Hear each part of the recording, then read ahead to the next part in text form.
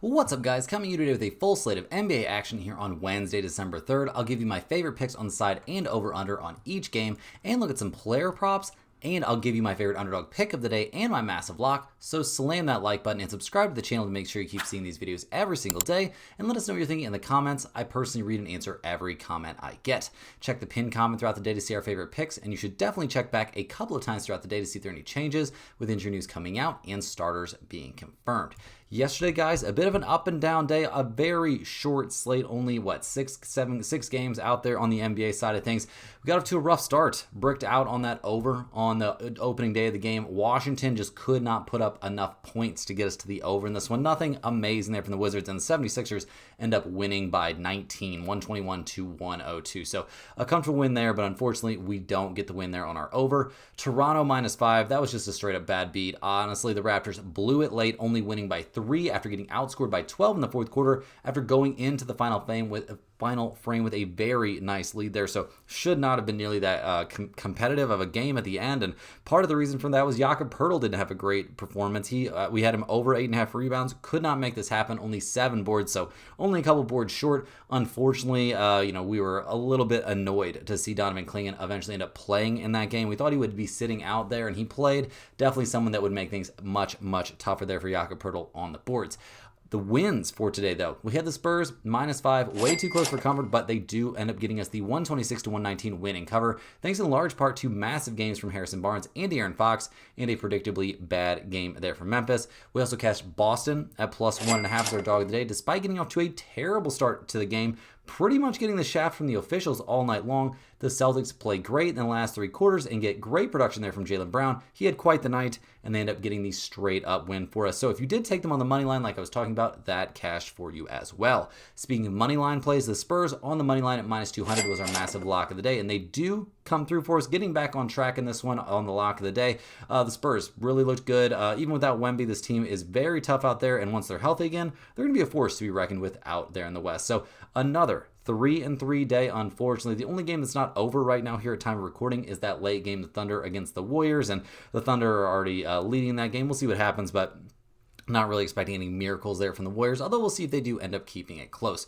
Now, let's go ahead and dive in. We've got a pretty busy slate here on December 3rd. We've got several games we're going to be diving into some player props on, so let's go ahead and get after it. First up, we're going to be looking at the Portland Trail Blazers as they go on the road to take on the Cleveland Cavaliers. Portland comes into this game 8-13 on the season, so not having the year they would have necessarily dreamed of, although when your head coach gets arrested like 5 or 6 games into the season and you're probably never going to see him again, things do tend to get a little bit weird. They've played okay in general. I don't hate what I'm seeing from Portland, and they even clawed back there last night in Toronto and made that a competitive game. So we'll see what they can do in this one. They are having to fly back from Canada, so that's not always a fun time having to go through customs and stuff like that, but we'll see what they can do in that loss against the Raptors. Like I said, a big comeback for them there in the fourth quarter. They played really well. Denny Edgeva, not a great day shooting the ball. Only 10 of 15 from the free throw line, 6 of 15 from the field in general. Not a monster day from him, but Jeremy Grant continues to put up solid scoring. Kamara playing really, really well. 21 points, a 6 of 10 from the three-point line, and a +14 there in the plus-minus department, so a very good day from him. Nobody really going too amazing in terms of plus-minus there coming off the bench, although Shadion Sharp seems to be back after it, guys. He put up 23 points, was 9 of 18 from the field. A very, very good day from him. None of this was enough, despite the fact they went 15 of 40 from 3, shot 32 free throws in this game, could not find the way to get the win, but they did play pretty well in this game, so I have to give them a decent amount of credit. Now, obviously, since this will be a back-to-back night situation, we don't have a super clear picture there on the injury report. I would lean towards, obviously we're not going to be seeing Drew Holiday for this game, but other than that, not a lot of guys that I think are super likely to be sitting out here on the back half of a back-to-back. So we'll see if anybody does end up sitting out, but I do think we're going to see pretty much the full squad there for the Portland Trail Blazers. Now, they're going on the road to take on the Cleveland Cavaliers, who are 13-9 on the season. They're fresh off a pretty convincing 135 to 119 win there in Indiana. Definitely thought the Pacers could keep that game a little bit closer, but Donovan Mitchell had a thing or two to say about that. He put up a 43-point game, made it 16 out of 27 from the field.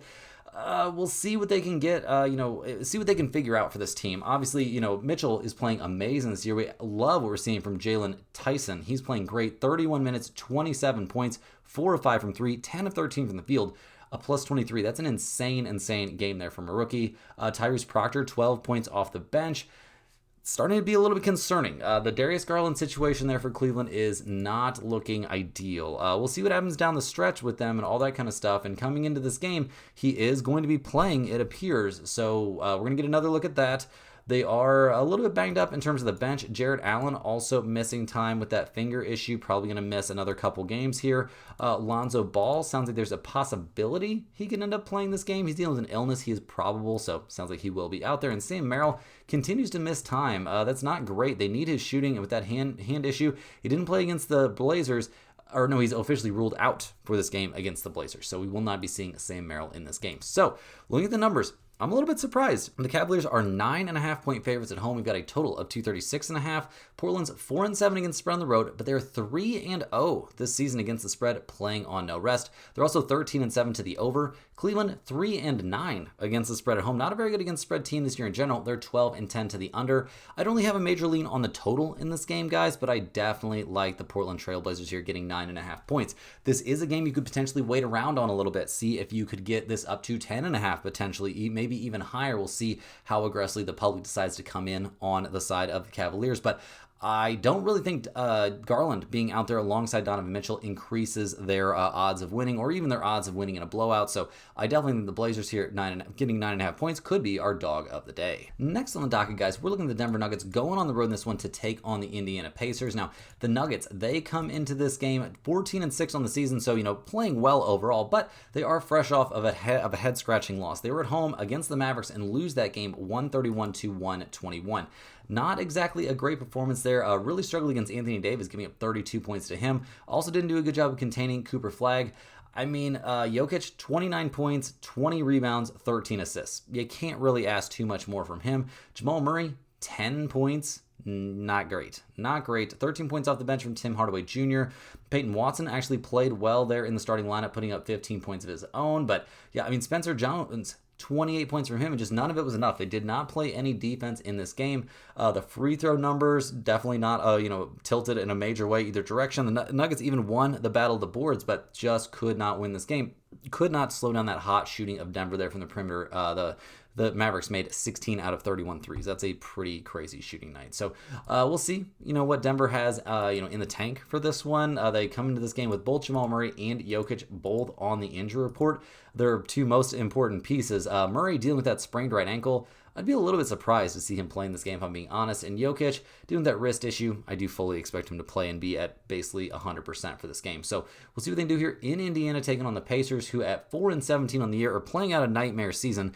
It's actually been quite a bit worse than I thought it would be. Obviously missing Halliburton, they weren't going to be trying to compete for anything important this year, but I thought they might be a little bit better than they are. In that 135-119 loss there against the Cavaliers, Siakam continues to put up great numbers, 26 points, 11 of 21 from the field for him. Other than Siakam in this game, Nembhard was good, 21 points from him, 7 of 11 from the field, 2 of 2 from 3. A good night there, 15 points off the bench for Garrison Matthews. He played really, really well, but did not love what we saw from Mathurin. Obviously didn't love what we saw from, I take that back. J-Hub did play well, but Siakam really the force behind this team. The rebounding numbers did not look great there against Cleveland, so we'll see. They've got a bounce back in him, though, in this one, and it doesn't seem impossible to me. Also, the odds makers and where the spread is at right now definitely have me thinking that we are kind of unlikely to see Jamal Murray play in this game. So we'll see what happens. The injury report here from the Pacers looks about as good as you could possibly hope. Obviously, no Obi Toppin yet back or Johnny Furphy, but other than that, they're healthy and ready to go. Nembhard, Mathurin, Siakam, all good to go. McConnell, Ben Shepherd coming off the bench, all good to go. So looking at the numbers, the Pacers are getting 7.5 points here at home. We've got a total of 235.5 in this game. Denver's 7-3 against the spread on the road. They are 13-7 to the over. The Pacers are 7-4 against the spread at home. They are 13-8 to the under. In terms of the total for this game, guys, I would lean just slightly towards the over. I think we'll see a good amount of offense in this game, whether or not Jamal Murray plays or not. But since I think he probably won't be playing in this game, I am going to shade just slightly here towards the Pacers getting 7.5 points. This is unlikely to be a pinned comment kind of play, but I do think there's some player props that you have to pay very close attention to in this game. And first up, I'll take Isaiah Jackson under 13.5 points plus boards at -125. He's been under this number in 4 of his last 5 games, and with Jay Huff healthy for this one, I don't really expect him to get the minutes he would need to pile up those kind of numbers, especially not in this matchup. I also, and this is my favorite one by far, I like Siakam here over 22.5 points at -118. He's been amazing this season. We've seen him get over this number 4 of his last 5 games. I don't really see Denver having a lot of great answers for him defensively, especially playing at home where the Pacers have been excellent this season. So I definitely think Siakam is going to have a good game in this one. And if they do keep it close, it's going to be a lot due to him. Hey guys, hopping here with a quick shout out to the sponsor of today and every day's video, and that is StumpTheSpread.com. Click the link in the description to go over there and see the top confidence picks from our entire team of experienced cappers. Right now, our premium members getting daily NBA, NHL, UFC, NFL, and college football picks. On top of that, college basketball season has been rolling right along. It's a great time to get over there and get in the mix at StumpTheSpread.com. Today is likely your last chance to get in on the Black Friday pricing. It's the best time of the year to get in the mix over at StumpTheSpread.com because you're going to be paying the lowest possible price. And if you're already a member over there at StumpTheSpread.com, you can add on at this drastically reduced rate. It just stacks right on to the end of your current membership. So definitely want to take advantage of that. You could be saving 30, 40, maybe 50%. I can't remember. I've got the prices on screen right now. They're drastically reduced. It's the best time of the year to get in the mix too. So many sports going on. Every major sport except for MLB is popping off right now. So you certainly want to get in on the action right now over at StumpTheSpread.com. It's the best and cheapest time to get on board with the most possible bang for your buck. So certainly get over there to StumpTheSpread.com and take advantage of that. You also need to get over to StumpTheSpread.com. Check out the free picks posted every single day over there. We cashed Michigan State -6 as our free college basketball pick over there yesterday. That was a nice little win that went out for free in the free picks tab and in that free email newsletter. It's one of the best tools you can have in the sports betting environment right now, guys. That email newsletter gives you a ton of information every single day, especially on the weekends with touchdown props for the NFL, player props in general for the NFL, and there'll be at least 1 or 2 free picks and parlays including those emails every single day. So you certainly want to make sure you are taking advantage of those. It's completely free, tons of great information in there. You get information straight from our team of experienced cappers to give you a little taste of what the premium membership could be like. You definitely got to get on that email list, and it's really easy to sign up, guys. You just click the link in the description to go to StumpTheSpread.com or type StumpTheSpread.com into your browser of choice. As soon as you're on that home page, you'll see a little green button up at the top right-hand corner. You click that. It's going to prompt you to set up a free account. All they're going to ask for is your name and your email address. That is it. You'll get 1 email straight to your inbox every single day with a plethora of great information. So definitely make sure you're taking advantage of that. In terms of our premium results there for yesterday, it was a rough day on the college basketball side. Kind of, typical for the way this day was going was, UC San Diego to come up 1 point short of covering for us there on the last game of the day. We were way off on Florida State. That was an unfortunate one, but hockey is bringing it all back for us. Also cashed a nice 1 unit play there on the Spurs -5.5, but on the hockey side, already cashed the Avalanche -1.5, the Senators, the Wild. The Bruins did brick out for us, but that was only 3/4 of a unit, so that's nice. The Flames coming up short really did sting, but the Blackhawks at +1.5, they're currently tied about a third of the way, about 25% of the way into the third period. So we'll see if they can hang on to that one, but obviously a bit of a down day there on the premium side. I had a monster Sunday, and it's about the long term, guys. There will be short term ups and downs, so definitely get over there and take advantage of that Black Friday pricing. It's not going to last much longer. I think today is your last possible day to get in on that. So definitely get in on that if you're interested. Also, if you're a huge fan of what you're seeing from us here every single day, click that little join button right below the video to sign up for a YouTube channel membership. YouTube channel members get early access to every single one of my videos that I post every single day. They also get access to our members only giveaways, as well as having their name up on screen in every video as a little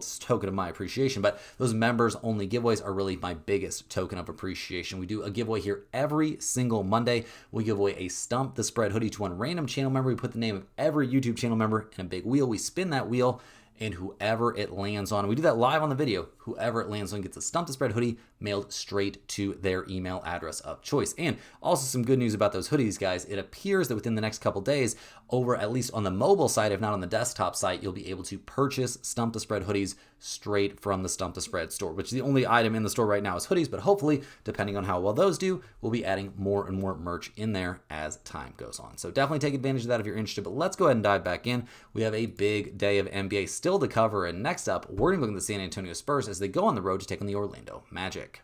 The Spurs come into this game 14-6 on the season, fresh off that big win for us last night. So they will be playing on no rest in this one after that 126-119 win there over the Grizzlies.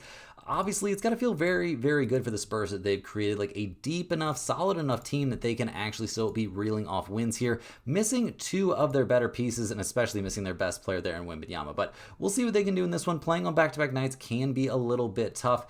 In that win, Harrison Barnes had a monster performance, putting up 31 points, a very good shooting night, 7 of 12 from 3. He was shooting the lights out. We liked what we saw from De'Aaron Fox as well. He had a great night, 4 of 8 from 3 for him. As a team, they shot 46% from long range. That is a pretty crazy shooting night. Now, the defense wasn't all that I would have hoped for, but obviously when missing a guy like Wemby, your defense isn't going to be quite as good. But overall, a very good night there from the San Antonio Spurs, albeit against the Memphis Grizzlies. So we'll see what they can do here playing on back-to-back nights. They come into this game, obviously not a ton of great updates there on the injury report since this is a back-to-back situation, so we'll have to be keeping a close eye on things there, but it does appear that we are unlikely to see Stephon Castle back for this game, and obviously Wemby, no idea when he's actually going to be back. They are going to play it real safe with him. So it won't be the full strength Spurs here as they go on the road to take on the Orlando Magic, who've won 3 in a row, taking down the Bulls, Pistons, and 76ers. And it was a blowout there against the 76ers, but their win over the Bulls, 125-120, that was a very close one. Bane going nuts in that game, 37 points, 12 of 17 from the field, and 10 of 10 from the free throw line. He's playing out of his mind. Ever since Paolo Banchero went down, all of a sudden Bane is looking like a monster. Hopefully Banchero is finding a way to more easily fit into this team. I don't know what they're going to do when he comes back. Franz Wagner played great there against the Bulls as well. 22 points off the bench from Anthony Black. He's playing great, and they win this game despite shooting only 9 of 33 from 3. That's a pretty solid night. A small edge there on the boards, a pretty big edge there on the free throw line though, so we'll see if they can carry that over to this game. Going to be a little bit interesting here. We'll see what they can do. Obviously, they've been playing well, and they come into this game healthy with the big exception there, Paolo Banchero. We're not really sure when he's going to be back as of yet. It doesn't seem like there's any chance he'll play in this game, but keep an eye on it. The Magic are getting a crazy amount of respect in this one. They are 6.5-point favorites in this game. We've got a total of 234.5, and I mean, honestly, the Spurs playing last night, it's not that crazy of a travel spot. I mean, they played in San Antonio, and now they got to fly to Orlando.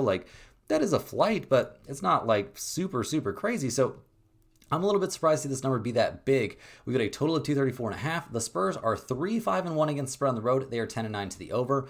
Orlando's 5-6 against spread at home. They are 13-8 to the over. You could maybe look at over 234.5 in this game. It seems wild to be looking at an over play potentially in an Orlando Magic game, though, so that won't be making the pinned comment. But once again, I find myself liking the underdog in this spot. I'll lean towards the Spurs here, getting 6.5 points, although maybe don't get too excited and jump on this one too early. There could be some injury stuff that we are not, this is not getting fully reported, or some guys they know are going to rest for this game that's not getting fully reported yet. So this is a little bit of a wait-and-see spot for me with a lean towards the Spurs. Rolling along here, guys, we're looking at the Los Angeles Clippers going on the road to take on the Atlanta Hawks. The Clippers are 5-16 on the season, having just a terrible time out there. Even when they're healthy, they're not looking very good. And I mean, I just don't have anything good to say about the way the Clippers are playing right now. I mean, Kawhi's playing well when he's out there. Harden's playing relatively well when he's out there also, although pretty bad game his last time out. Only played 20 minutes in that one against the Heat. Things just weren't going great. I mean, I don't really know what else to say about this team. They came into this season highly touted. Everybody thought the Clippers were going to be great, and turns out they are not going to be great. I mean, Zubac did what he could, I guess. 10 points off the bench from Kobe Sanders.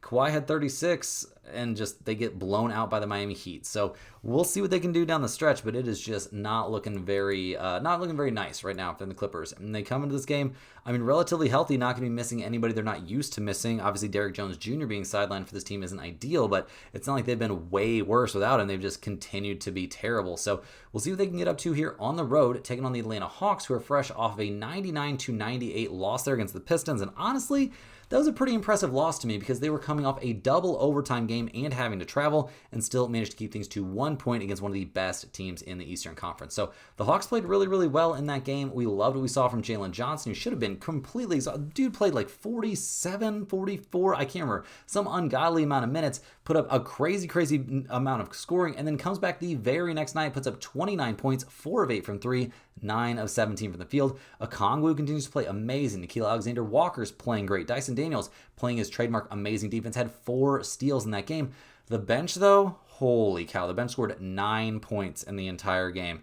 Yeah, Luke Kennard got to give him a little bit more coming off the bench. Obviously, they definitely missed Duncan Robinson, and Porzingis not playing due to an illness. That is more concerning than average because he's missed a lot of time with that whatever weird illness he has going on. So we'll see what happens in this one. They are pretty much fully healthy or they're not missing Duncan Robinson. The Pistons were missing Duncan Robinson for that game. Sorry, guys. Dad brain, a very, very real thing. But sounds like there's still a good chance they'll be without Porzingis for this game. Is this confirmed? Yes, he is going to be out. Oh, God. Well, we'll see what's going on with Porzingis. Obviously, the hope is that when Trae Young comes back, this team can hit an entirely even better level. Looking at the numbers for this game, the Hawks are 2.5-point favorites at home. We've got a total of 230.5. The Clippers are 4-7 against the spread on the road this year. They're 12-9 to the over. Atlanta's 3-5 against the spread at home. They are 12-10 to the over. It's a little bit hard to pick a side on this one, to be completely honest, guys, because the Clippers you would just think would have to snap out of at some point, but I'm not going to back them until I'm shown that I have to. So I'll give a tiny lean here towards the Hawks at -2.5, but by far my favorite lean in this game out of the two is to just take over 230.5 in this game. I think we'll see plenty of points. I think the scoring will get to where we need it to get over this number, but nothing from this game, guys, is going to make the pinned comment. I do, however, have a couple player props that I think are excellent for this one. And first up, I'll take Jalen Johnson over 1.5 made threes in this game at -106. I fully expect him to knock down a couple threes in this one. He's been shooting the lights out, going 8 of 16 from 3 over his last 2 games combined. And here against the Clippers, I think he should be in very good shape to have a similar night shooting the ball. I don't think they're going to see... I mean, I guess if they put Kawhi on him a whole bunch, maybe that could be a little bit tough, but I still think Jalen Johnson against ancient Kawhi, he's got a good chance to make some threes. And, with Kawhi in front of you, maybe taking that long three is a little bit more, a little bit more appealing than taking it to the rack. I also like Jalen Johnson here to get a double-double. It's -145, so not a price good enough that we would put it in the pinned comment, probably, but this guy's a triple-double threat in every game he plays. He's had a double-double in 4 of his last 5 games, and against a kind of sorry team here like the Clippers, I fully expect him to come with a pretty big game, and a double-double could definitely be part of that, but I do think I like his 3-point shooting prop a little bit better. Next on the docket, guys, we're looking at the Charlotte Hornets going on the road to take on the New York Knicks. The Hornets at 6-15 on the season, not exactly killing it. They just lost 116 to 103 there at Brooklyn. So yeah, if you're not going to beat the Brooklyn Nets, I mean, I don't know. This Hornets team has been hard to figure out because they did just beat the Raptors and the Bulls. So laying an egg there in Brooklyn doesn't exactly make me think too highly of them. Just a terrible game there from Miles Bridges. Kalkenbrenner, not a great game either. LaMelo Ball, 30 minutes, 12 points, 3 of 9 from the field, 2 of 6 from 3. He did have 14 assists, so that's a pretty good look. Concanupple, 18 points in 35 minutes. Not exactly a monster performance from him either. The bench did look good. We actually saw 4 double-digit scores on the bench. Colin Sexton coming in, 19 minutes, 15 points. Maybe he should be playing more minutes, just saying. Yeah. I mean, overall, not the best performance losing against a team like the Brooklyn Nets. They just had zero answer out there from Michael Porter Jr. That was the biggest problem. And we also saw the Nets shoot the lights out from 3. So we'll see if the Hornets have a little bit of a bounce back in them for this game. Overall, they're looking relatively healthy-ish. I mean, Brandon Miller being out, somebody that misses a ton of time. Obviously, we're just not going to see him playing this game. That shoulder acting up. LaMelo Ball on the injury report as usual. Dealing with the wrist issue now. He's probable for this game, so I'd be pretty surprised to see him not play. Trey Mann on the injury report. He's out for this game officially with that ankle issue. So we'll see what they can do going on the road to take on the New York Knicks, who have to be a little bit tired and a little bit annoyed. They just took the 123 to 117 loss there against the Boston Celtics. I mean, they tried to make a comeback late. They were getting a lot of calls, getting some loose balls, but nothing really was enough there down the stretch. A bad day from Jalen Brunson for sure. And just in general, everybody that wasn't Mikal Bridges didn't exactly kill it. Karl Anthony Towns played really well in general, but some dumb fouls in the game, and I don't know, just not enough to get him over the top. He had 29 points in 33 minutes. Mikal Bridges had 35 and was 8 of 12 from 3. That's not something you see every night. Jalen Brunson, 15 points in his 39 minutes and was a -4. The bench did not look great. Mitchell Robinson only had 1 point, did have 5 rebounds, but only 1 point was a -14. Tyler Kolek was pretty bad. He was a -23 and had 4 points in his 15 minutes. So they just need a little bit more from the bench, and they're definitely going to need it here playing on back-to-back nights. They only have to travel from Boston to New York, so nothing too special there in terms of the travel spot, but they're going to need to do something a little bit better there on defense. They gave up, they lost this game. They shot 19 of 44 from 3. The Celtics only shot 32% from 3, and the Knicks shot more free throws. They did have a 5 rebound, deficit there, so maybe something to work on. But overall, not a great game for the Knicks. Obviously, no super updated injury report here since they are playing on back-to-back nights, but OG Anunoby will still be out for this game. I would also keep an eye on guys like Mitchell Robinson. Might not be available, so we might see more Yabusele minutes. I obviously expect guys like Miles McBride, Mikal Bridges, people that play every single day will continue to play, but that bench looking a little bit slim right now for the Knicks. They're 9.5-point favorites at home for this game. We've got a total of 236 in this one. Charlotte, they are 4-6 against the spread this season on the road. Not obviously amazing numbers there. Pretty concerning, this team. I mean, definitely not heading in any sort of super positive direction, although they have had their moments this year. The Knicks, they are 10-1 against the spread at home this year. They're 1-1 against the spread on no rest. They are 10-9 to the over this season. Coming off a loss, they're 3-3 against the spread this year. And I really wanted and really thought that I was going to be leaning towards the Hornets in this one, but I think this is a big bounce back spot for the Knicks. I think we see New York lay it to them, get a win and cover in this one by a blowout margin. So I will take the Knicks here, -9.5. I do think they'll bounce back in this one. Gotta keep a close eye on that injury report, but against a team as bad as the Hornets, maybe that's not even going to matter. So definitely give me the Knicks here in a little bit of a bounce back situation. Rolling along here, guys, we're looking at the Brooklyn Nets going on the road to take on the Chicago Bulls. The Nets at 4-16 on the season aren't exactly killing it, but they are coming off that 116-103 win there over the Hornets that we just kind of touched on. Michael Porter Jr., a massive night, 35 points, 13 of 24 from the field, only 4 free throw attempts in the whole game. Still not getting to the free throw line, but he's playing really, really well. Noah Clowney played great in this game, 18 points, 6 of 9 from the field, and 2 of 4 from 3. Nick Claxton's playing well. We liked, in general, what we saw from Danny Wolf coming off the bench. We liked what we saw from Drake Powell coming off the bench. As a team, they shot 40% from 3, kept things even on the boards, only turned the ball over 11 times, so 5 times less than their opponent. A pretty solid night out there for obviously a very bad Brooklyn Nets team. So we'll see if they can replicate any of that here. They do have to go on the road, and last time they went on the road, they lost by 17 against the Bucks. Time for that, they lost by 10 against the Raptors. They did beat the Celtics in Boston that one time, but this isn't exactly a team that you can trust. Terrence Mann will reportedly probably miss this game, but other than that, they should be healthy and ready to go as they head to Chicago to take on the Bulls, who after a hot and very exciting start have really seemed to kind of level off a little bit. They've lost their last 4 in a row, losing at New Orleans, at Charlotte, at Indiana by 2, and then at the Orlando Magic, they're 125-120 in that game where Desmond Bane went nuts. So we'll see what they can do to bounce back in that game against the Magic. Obviously, having no answer for Bane wasn't great. Giddey played okay, 22 points, 8 of 14 from the field, 9 rebounds, 6 assists, 8 turnovers, though, is not going to get the job done. Kevin Huerter was terrible in his 6 minutes. Did he maybe get hurt in that game? I'm not sure. Vujicic, 20 points. He played great. 20 points, 11 boards, 5 assists. Like, what more can you ask from him? Buzelis, 21 points, 2 of 7 from 3. He played pretty well, but the bench was terrible. Patrick Williams, 6 points in his 18 minutes. Trey Jones had 20 off the bench, but was still somehow a -16. The bench has to be a little bit more productive. You don't want to be losing games where you shoot 50% from the field and 43% from the three-point line. Those are the games you're supposed to win walking away. They just don't play that much defense there in Chicago. So we'll see what they can do there, at least at home for this game. So maybe that helps a little bit. The injury report, though, is concerning. We see Kobe White and Okoro both on the injury report. Kobe White dealing with that cap issue. Doesn't sound like he's going to play in this game. Okoro deals with a back issue. He's officially doubtful. We see Kevin Huerter on the injury. Okay, so yeah, he did get hurt in that game. A hamstring issue. Yeah, he will definitely. He will definitely not be playing in this one. Pretty banged up. Jalen Smith also on the injury report. So hamstring issue. He's questionable. Seems unlikely to me that he would play. So looking at the numbers, the Bulls are still 6.5 or 7.5 point favorites in this game. We've got a total of 235.5. Brooklyn's 5-4-1 against the spread on the road. They're 12-8 to the under. The Bulls are 6-2 against the spread at home, 11-9 to the over.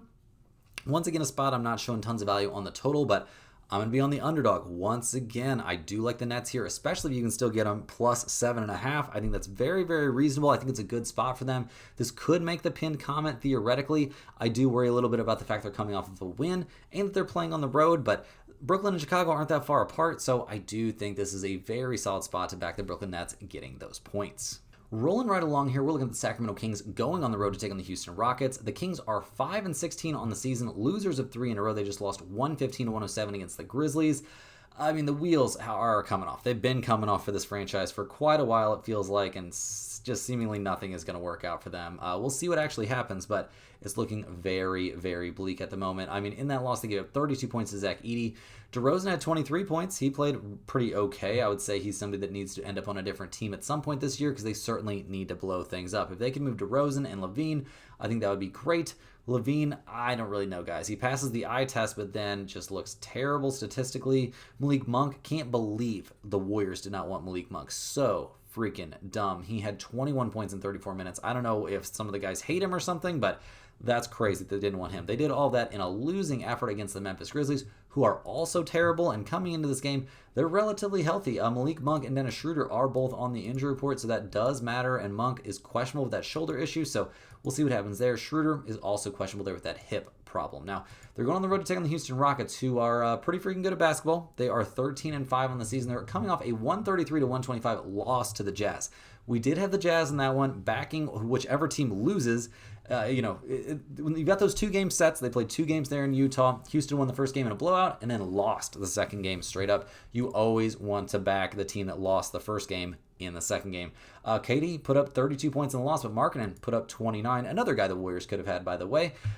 We liked, in general, what we saw from Houston, in terms of Sengun and Durant both playing great, but nobody else was really able to go too nuts. I mean, I guess Amen Thompson was fine, but the bench looked mediocre at best. Aaron Holiday, 10 points in 33 minutes, and they just couldn't make enough threes. They shot 29% from deep and just could not defend the Utah Jazz. Gave up a big shooting night from Utah, and I mean, we saw a total of 79 free throws shot in this game, pretty evenly dispersed. So, yeah, just not a great day there for the Houston Rockets, letting their guard down there against the Thunder, against the Jazz. We'll see if they can bounce back here. They're very healthy coming into this game, so that is at least a plus. A big minus here is the number they're getting. They are minus 15.5 in this game. We've got a total of 233.5.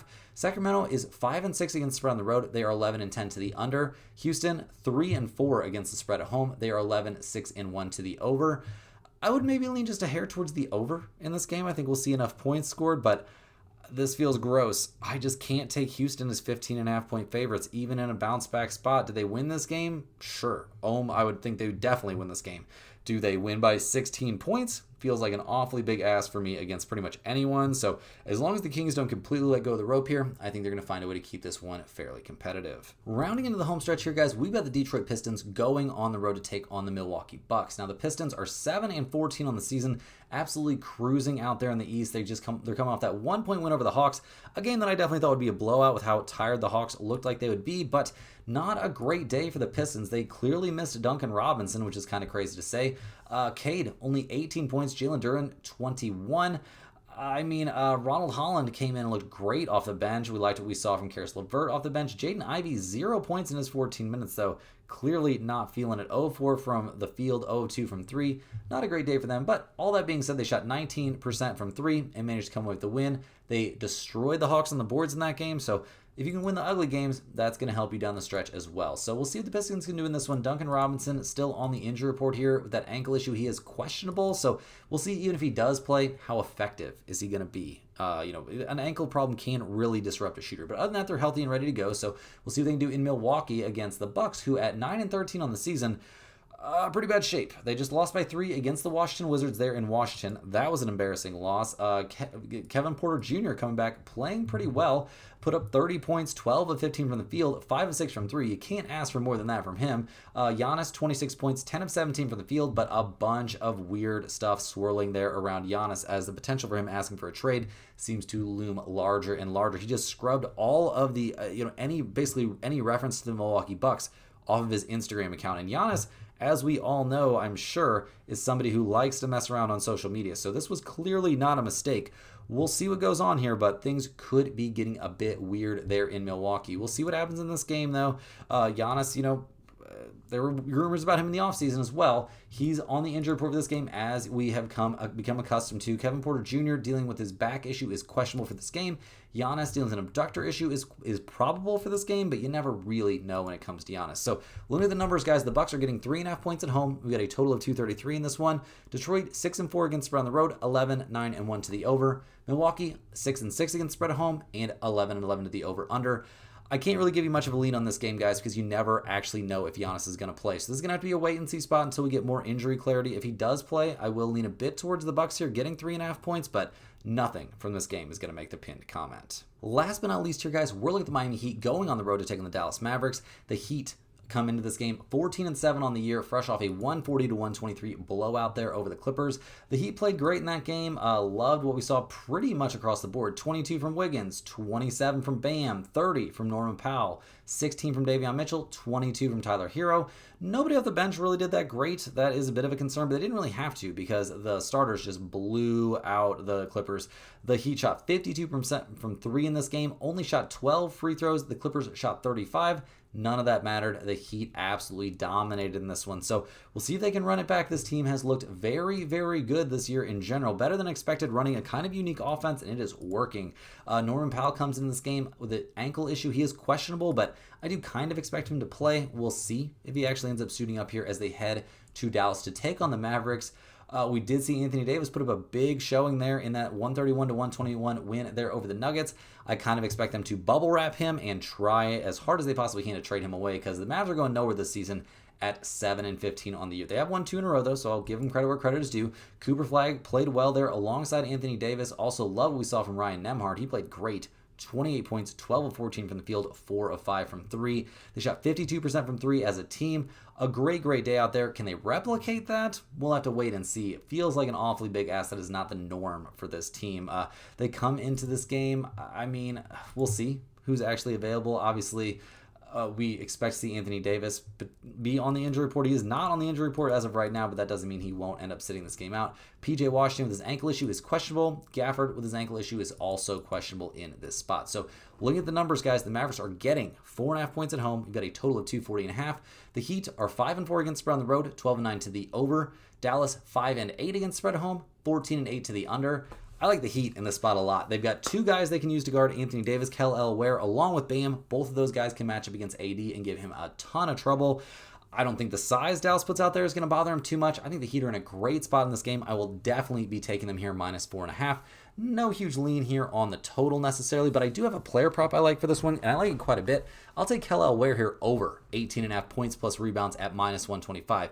He's been over this number in 4 straight games, and going against a bad Dallas team that is this is an excellent spot for him, not only to get these numbers, but to get plenty of minutes, potentially even in garbage time, and I think he comfortably gets over this number one way or the other. Guys, that's all the games we have here for today. Hit that like button for good luck on all of your bets. Subscribe to the channel if you're new around here, and let me know in the comments any questions you have on today's slate. I'm more than happy to get back to you.